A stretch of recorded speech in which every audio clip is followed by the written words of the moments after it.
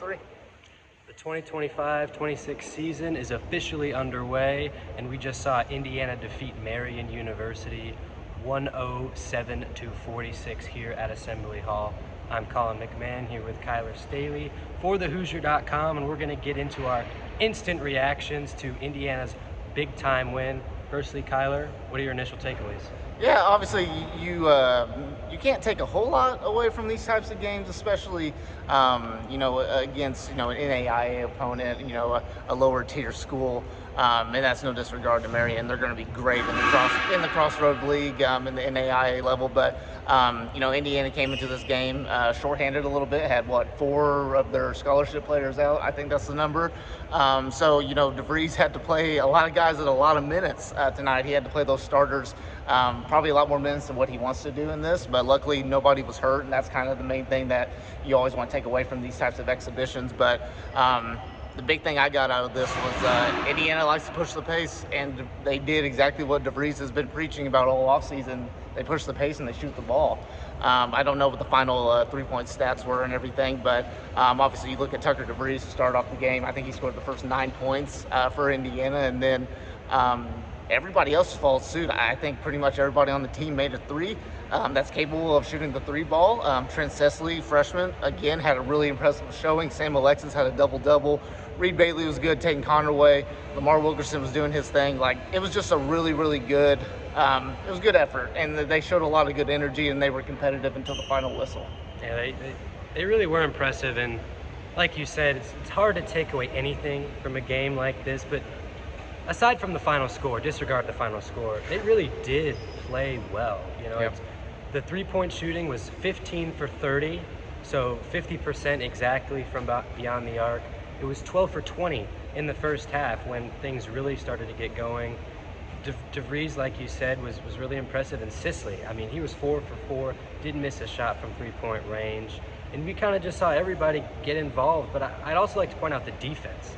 A lot is going to be said about the 3-point shooting, and that makes sense. But a lot of energy on the defensive side of the ball. What did you see on that side of the ball for IU? And that was the main thing that me personally was going to focus in on, was the defensive end. We saw them in their open practice setting. We've seen them in Puerto Rico. Defense was kind of the question mark with this team. The front court, another question. How DeVries was going to be able to build that front court and how the rotation was going to look there. But defensively, how this team was going to be, because most of these guys didn't come from a great defensive background. But tonight, regarding who the opponent was and stuff, I thought they did some good things defensively. They were active, they were aggressive. I still think that their communications could use a little bit more work, but they were getting their hands in the passing lane. They were making passes and shots really hard for Marian. I'm curious to see if that translates to the Baylor game next week and then to the rest of the season. But, defensively, I still think that there's going to be some more growing pains with this team. But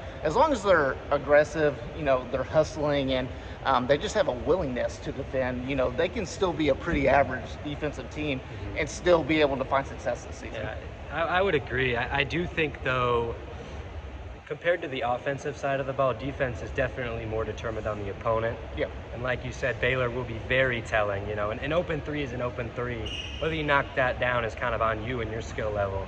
When you go on the defensive side of the ball, I do think Marian just, missed a lot of shots. But like you said, the hands were active, the effort was there, the energy was there, and that is what translates team to team, where Indiana might not be the biggest team, they might not really dominate the paint area, but if they can have those wings and those guards, and I'd point out Lamar Wilkerson, I think he's going to be an X factor. He's a guy that everyone knows he's a great offensive guy, but defense is the question mark. Saw him get burnt a couple of times today, but he didn't get frustrated, didn't get discouraged, he kind of stuck with it. And I think that's what we're going to kind of see throughout the season. Early in the season, defense might be an issue, but later in the Big Ten, I think that it might start to come around, and that's when it needs to come around. And then obviously 3-point shooting, it needs to be there game in and game out, because that's how Indiana's going to win games. I'm interested to hear your thoughts. How do you think Indiana today is going to compare to when they play a tougher opponent? What do you think is going to stand out, and what do you think might get worse based on what we saw today? It's hard for me to think what's going to get worse right now, but I do think, Indiana's going to be a team that's going to rely on the three ball, right?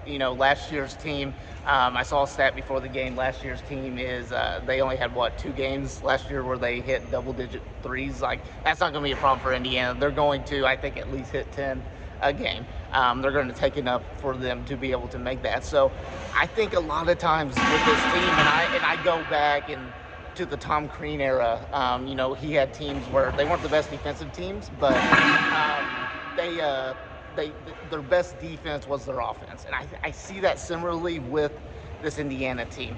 Defensively, you're going to have to rely on the wings, the perimeter guys, to get stops. Tank Conaway, Connor Enright, Lamar Wilkerson. They're going to have to be, forces on the defensive end because Indiana doesn't have the best rim protection with Reed Bailey, Sam Alexis. They're not known as shot blockers. So you're going to need to have those guys all click at certain times. Like I said, I think they'll be an average defensive team when it starts getting later on into the season. But for Indiana to win games this season, their offense is going to have to click, and they're going to have to hit the three ball a lot and just keep pushing that pace like they did tonight. For sure. And we definitely saw an Indiana team that was energized and excited to be out there. Their next game will be next Sunday, the 26th, in Indianapolis against Baylor. Tip-off is set for noon, I'm pretty sure. Yep. Noon there at Gainbridge Fieldhouse up in Indy. Obviously, the Hoosiers will play in Indy on December 6th, so it will be an interesting experience for Indiana to get that experience in that building. But for Colin McMahon and Kyler Staley, that will do it for thehoosiers.com. Instant reactions from Indiana's 107-46 win in an exhibition matchup against Marian.